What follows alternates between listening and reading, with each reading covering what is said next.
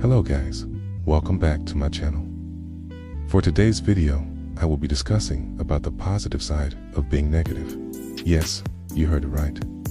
There's always another side of the coin, so sit back, watch, and enjoy the top 10 most toxic traits, not just for Filipinos, but for other cultures as well.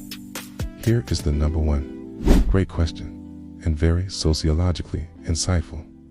Every cultural trait, even those seen as toxic, usually emerges for a reason and serves a social function in certain contexts.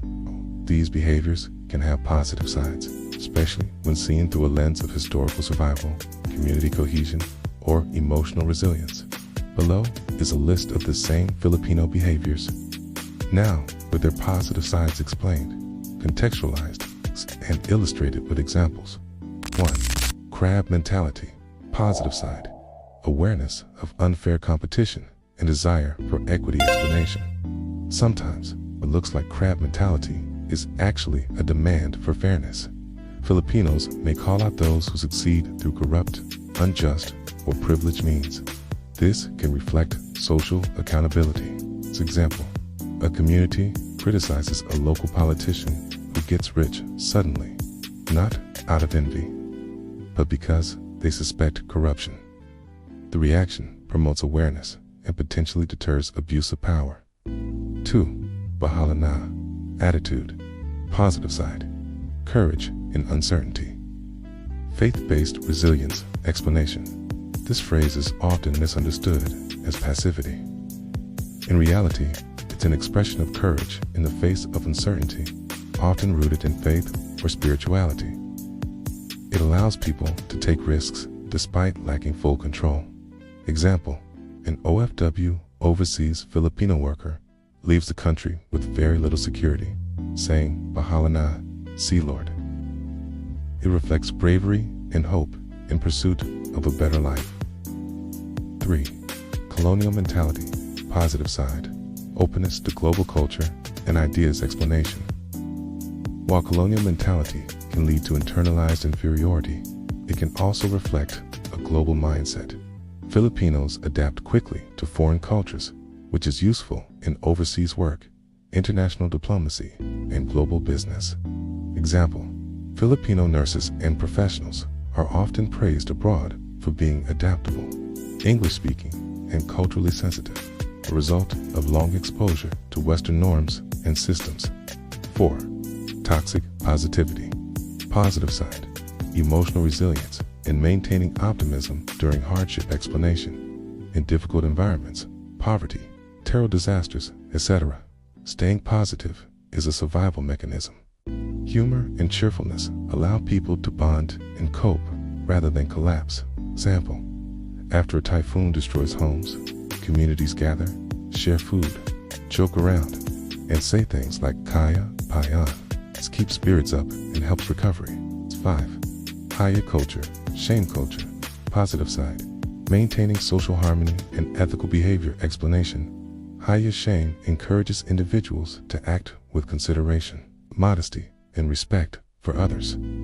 Promotes peaceful coexistence by discouraging offensive or selfish acts. Example, a student docentee cheat on an exam because they want to bring shame to their family or school. A socially constructive application of higher. 6. Gossip culture. Mirrorites behavior. Positive side. Community awareness and informal social regulation. Explanation. Gossip can function as social surveillance, keeping people accountable to community norms. It also spreads important news quickly, especially in places where formal communication is lacking. Example, barangay residents gossip about someone mistreating their spouse. Though problematic, it can pressure the abuser to stop, especially in close-knit rural settings. 7. Toxic family loyalty. Utang na loob. Positive sides. Strong familial bonds and reciprocal support. Explanation.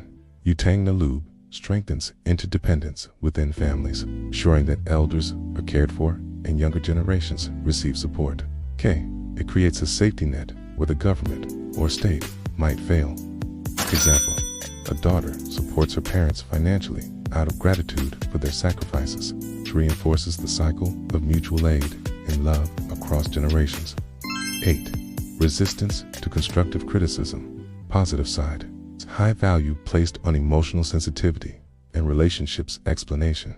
Filipinos often avoid direct criticism to protect relationships and avoid confrontation, which maintains group cohesion and emotional safety. Example, instead of directly saying, "You're wrong," someone might say, "I think there is another way." This gentle communication helps avoid conflict and embarrassment in group settings. 9. Machismo and gender roles. Positive side. Sense of duty and protection when not oppressive. Explanation.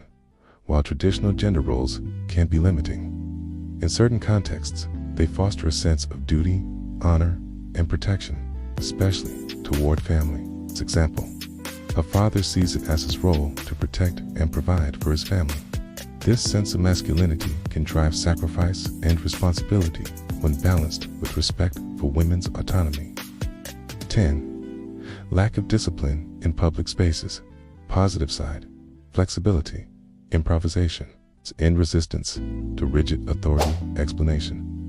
What's seen as disorder can actually reflect creative adaptability, especially in informal economies or during crises.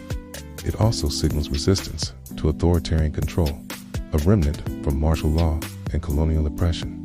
Example, GIP drivers create informal routes or systems to meet public needs faster than official channels can. Though undisciplined, it reflects ingenuity and local knowledge. That's all for this video. So, what do you guys think? Comment down below, and please don't forget to leave a like and subscribe. Thank you guys for watching, and see you on my next one.